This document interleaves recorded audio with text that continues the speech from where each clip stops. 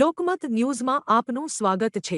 વડોદરા શહેરમાં મહાશિવરાત્રિના પાવન પર્વે 15 ફેબ્રુઆરીએ યોજાનારી ભવ્ય શિવજી કી સવારી માટે તંત્ર દ્વારા વ્યાપક તૈયારીઓ હાથ ધરવામાં આવી છે। એડિશનલ પોલીસ કમિશનર લીના પાટીલ અને મ્યુનિસિપલ કમિશનર અરુણ મહેશ બાબુ સહિતના અધિકારીઓએ સુરસાગર તળાવની મુલાકાત લઈ આયોજનની સમીક્ષા કરી। બપોરે 1:30 વાગ્યાથી રાત્રે 10 વાગ્યા સુધી શિવ પરિવાર સાથે શોભાયાત્રા શહેરના મુખ્ય રાજમાર્ગો પરથી પસાર થશે। વિશાળ જનમેદનીને ધ્યાનમાં રાખી 19 સ્થળોએ નો પાર્કિંગ જાહેર કરાયું છે અને 34 માર્ગો પર વાહન પ્રવેશ પ્રતિબંધિત રહેશે। ટ્રાફિક ડાયવર્ઝન પણ અમલમાં મૂકવામાં આવશે। ઇન્ટેલિજન્સી કોઓર્ડિનેશન બેઠકમાં સુરક્ષા, ઇમરજન્સી સેવાઓ અને વીજ પુરવઠા અંગે ચર્ચા થઈ। સાંજે સુરસાગર ખાતે મહાઆરતીનું આયોજન પણ કરવામાં આવ્યું છે।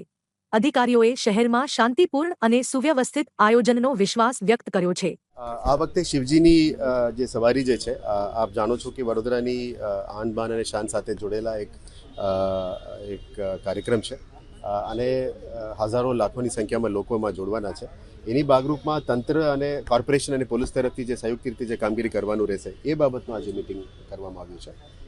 આમાં ખાસ કરીને એનિમલ ન્યુસન્સ જે આ વિસ્તારમાં કંઈ એનસીડી ડિપાર્ટમેન્ટ દ્વારા જે કામગીરી કરવાનું છે એ બાબતમાં અત્યારે અમે રિવ્યૂ કરવાના છે।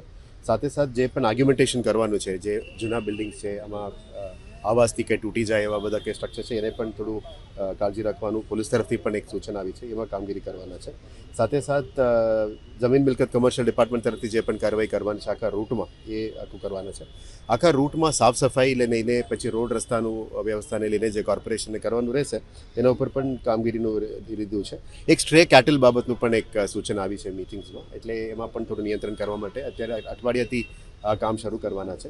જે પણ રૂટમાં દબાણો છે અને રૂટમાં સવારીની રૂટમાં કંઈ પણ અનનેસેસરી નડતરૂપ થતું હોય એ જોઈન્ટ એક્શન ફોર્સ પોલીસ અને આપણા દબાણ ડિપાર્ટમેન્ટ અને ટાઉન પ્લાનિંગ ડિપાર્ટમેન્ટ, એસ્ટેટ ડિપાર્ટમેન્ટની સંયુક્ત ઉપક્રમે આ કામગીરી થવાનું છે।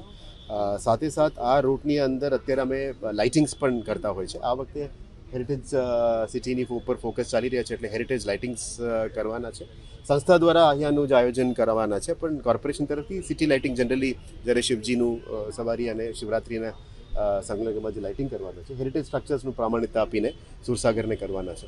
અને આવનારા દિવસોમાં જે આરતી બાબતનું જે વાત થઈ એના ઉપર પણ અત્યારે ચર્ચા કરી રહ્યા છે કે કેવી રીતે કરવાનું છે। અહીંયા કેરિંગ કેપેસિટી કેટલા લોકોનું થઈ શકે એના ઉપર મારાને માન્ય પોલીસ કમિશનર તરફથી એક મિટિંગ હજી બાકી છે, એ ચર્ચા કરીશું। કયા લેવલમાં એન્ટ્રી કેવી રીતે કરશું, કેવી રીતે નિયંત્રણ કરશું।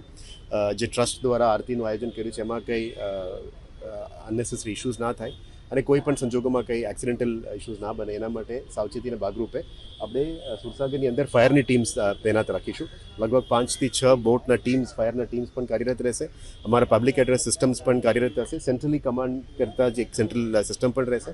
ફરતું જે પોલીસ તરફથી પણ એક સૂચન છે કે સેફટીના સાથે સાથે એક એલાઇટમેન્ટ અને ડિઝાસ્ટર પ્લાન જે માન્ય પોલીસ કમિશનર આપને બ્રીફ કરશે, પણ ડિઝાસ્ટર મેનેજમેન્ટની ભાગરૂપે બંનેનું સંયુક્ત ઉપક્રમે કામગીરી થવાના છે।